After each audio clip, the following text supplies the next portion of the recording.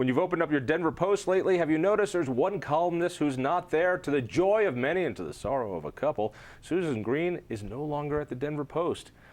We don't have you to kick around anymore. You always have me to kick around. No, I don't have you. It's much more fun to yell at you when you're holding the paper. It was good. All right. How long did you work for the Post? 12 years. 12 years, mostly as a reporter. Mm-hmm. All right, and you had the city beat. Mm-hmm. I started with the city, yeah. Which made you so many friends in Denver. Wellington Webb. Wellington Webb loved you. He and I were like this. And yeah. Hickenlooper would bring you over for Christmas Eve. Oh yeah. And it was great. I think I'm the only person in town who's not been invited to parties at that. What's that Cable Land place? I've never been to Cable Land. No. Oh, it's a hoot. Come to the party sometime. I haven't been invited either. I just crashed. And then you started doing the column when? 3 years ago. 3 years ago. Mm-hmm. What was the idea of the column? What was it you were supposed to do?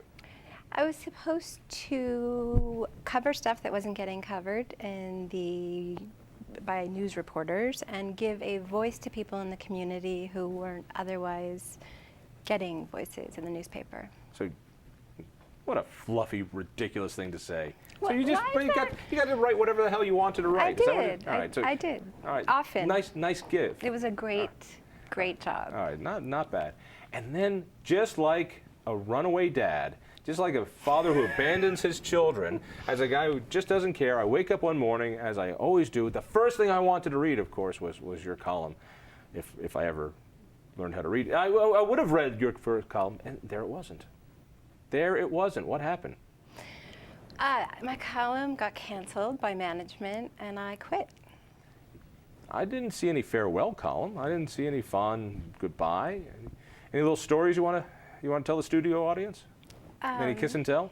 You might want to be more specific. What do you want to know? Why did they cancel your column? What was the official reason? And then give me a little speculation. The official reason was pretty nebulous. It had run its course. What does that mean to you? I don't know. Who were you not sleeping with that you were supposed to sleep with? A lot of people, apparently. People. Yeah. So, but were they canceling the column, but not you? Were you going to go do something else in the Post? You know, I was urged to go talk to the features editor to write features. What does that mean? Help me out for those who don't know. Features being, you know, that's the style section. It's the. All right, so you were going to go from being Pilates. a reporter. Oh, you'd be good on Pilates. Yeah, That'd yeah. be good. Mm-hmm. All right, so from being a reporter. The Container Store. What is your fascination with the Container Store? I love the Container Store. I love it. I like office supply stores. I know, me too, right? There's just something about all the clean pads of paper and all the files. Hardware stores. Love hardware stores. And gun shops. Gun shops are rocking. Yeah, that's the difference between you and me. Mm-hmm. Well, you're going to the wrong gun store. I'll take you gun shopping sometime. We're going to have a good time. It's a nice little Ladysmith, something like that. All right, back to our main story. So, did they make you an offer to work someplace else in the Post? You know, at first they asked, is there something else that you want to do? And I didn't really give them an answer. And then I was urged to talk to the features editor. And by that time, I left. I was leaving. Left. Yeah, I left, yeah. You just left.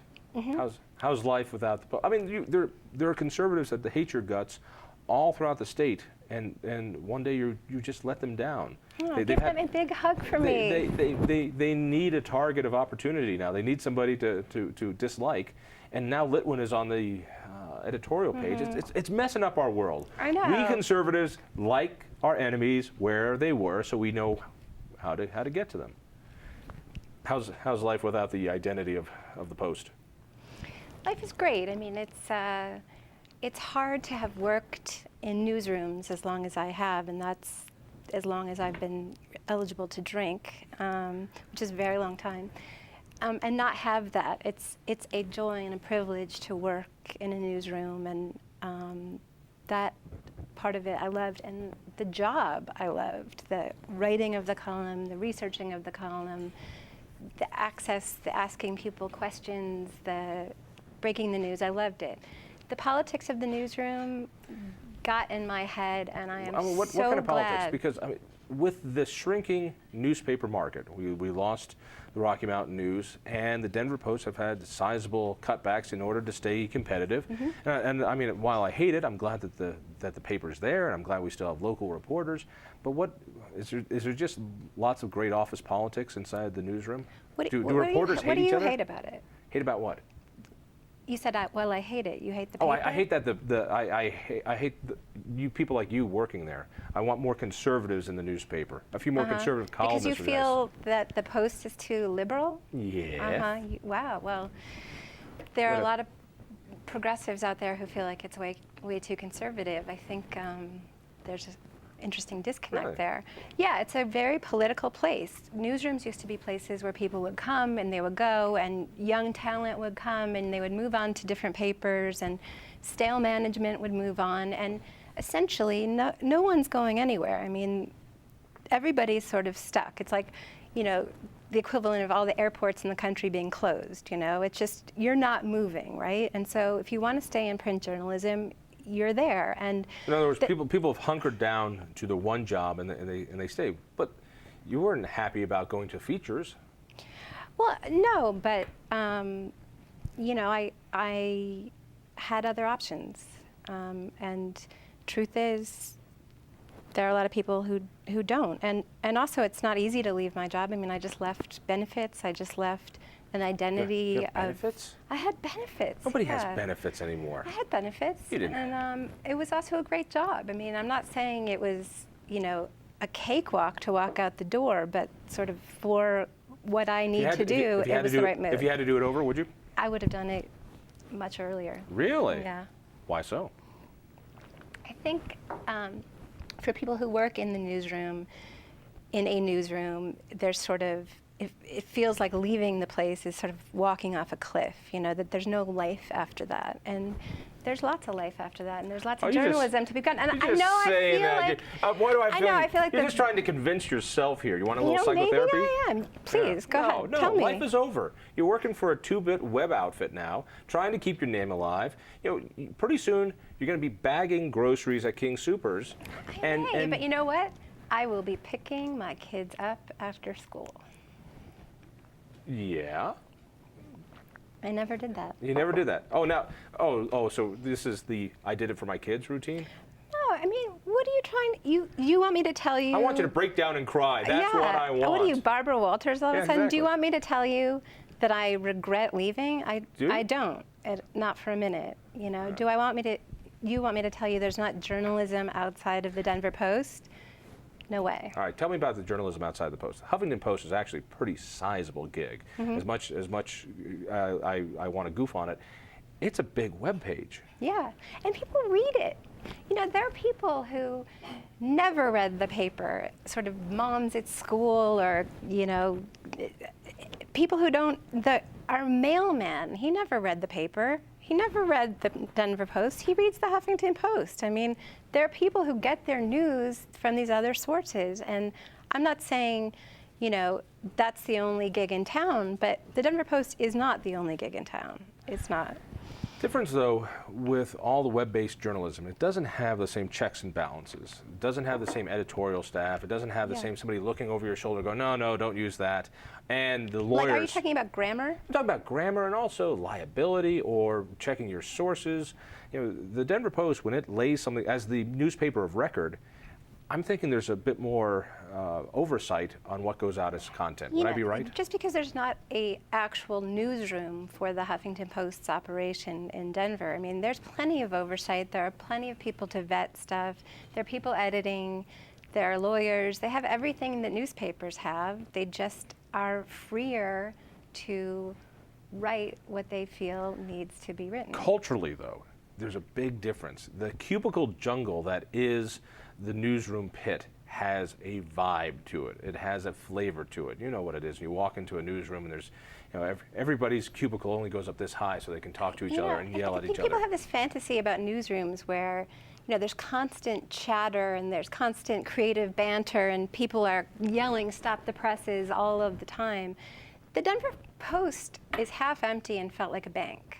Felt like a bank? Yeah, I mean, people came from the Rocky Mountain News 2 years ago when it closed, and I think readers probably know they were in the same building, one floor apart, right? Right. But none of the Rocky people had ever been in the Post floor, and vice versa. And they were really sort of like, it was like Men's Berlin, Rubino.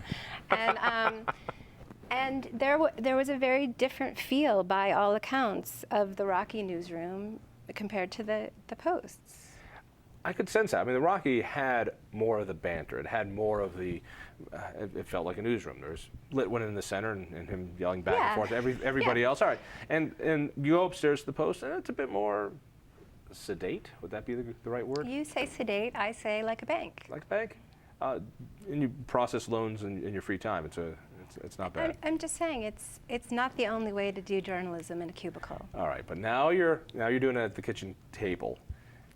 Yeah. Yeah. Come on, you miss it. I do. I miss the people a lot. I miss the camaraderie. I miss the deadlines, but there's a lot I don't miss. You get What do you want me to do? I don't know. You want me to? I mean, you want tears? I want tears. I want tears. I want you to say, "Take me back, Post. Take me back." Because you want women to cry on your show? God, I'd love that. That would be terrific. All right, what are you going to do with at the Huffington Post? I'm going to do the same thing. I'm going to cover the stuff that I was covering at the Post and some of the stuff that was getting spiked at the Post. What would get spiked at the Post? Certain criminal justice stuff, certain columns about certain district attorneys, certain columns about the prison system, issues that were deemed not fit for a family newspaper. Racy stuff? Nothing racy Nothing at all. racy. Just I don't really do racy. Was it political? Some political stuff. You got things that were politically spiked? Yeah. That you were upsetting. You might upset somebody that the editors didn't want you to upset. Can you give me a for instance? Carol Chambers, the district attorney in the 18th Judicial District. The Post had my colleague Miles Moffat, who worked at the Post for years, was leaving for the Dallas Morning News and was interviewed by Westward, just asked why he was leaving. And he mentioned, pretty much in an offhand kind of way, that the fact that the Dallas Morning News was not having the financial troubles that the Post was having. And this ran in Westward, and he was told to leave the building immediately. And I did a column about Miles having nothing to do with any of that, just about how one man, through his journalism, changed policies and affected people's lives in Colorado in the 7 years he was here, and they spiked it. All right, so this goes on the Huffington Post. You know, what's newsworthy will go on the Huffington Post. Oh my God! So, how are you going to upset people like Mike Rosen on a daily basis? Because I mean, there are certain conservatives that live to be upset. Maybe I should sit on a copy machine and email it to him or something. I don't know. I mean, how do I don't live to upset Mike Rosen. Are you sure? I don't. Think about it. All right, we'll be looking at the Huffington Post. Congratulations on the change. And conservatives out there, you still want to get your agita going, go to HuffingtonPost.com. Learn more about the Independence Institute at independenceinstitute.org. Tell a friend, and we'll see you next week.